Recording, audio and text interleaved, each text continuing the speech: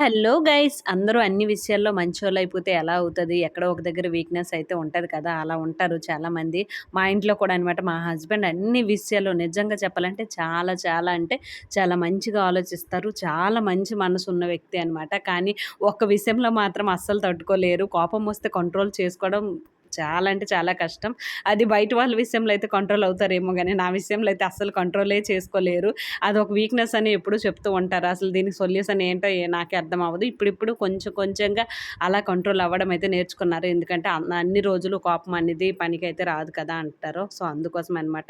ఈ విషయంలో ఫస్ట్‌లో చాలా చాలా ఇబ్బంది పడుతూ ఉండేదాన్ని. కానీ ఇప్పుడైతే ఓకే. ఇంతకీ చెప్పలేదు కదా! ఇంత పిండి ఎందుకు కలుపుతున్నావు అంటే ఈరోజైతే ఒక ఒకేషన్ అయితే ఉంది ఇంట్లో. సో, అందుకోసం అనమాట పూరీలు చేద్దామని ఇంత పిండినైతే మిక్స్ చేస్తూ ఉన్నాను. సో, ఇదంతా అందరి పిల్లల గురించి చేయాలి. ఈరోజైతే మా పాప బర్త్‌డే అదే అనమాట. ఇంకా మంచి మంచి వంటలవి చేశాను. నెక్స్ట్ వీడియోలో ఉంటాయి. అస్సలు మిస్ కావద్దు.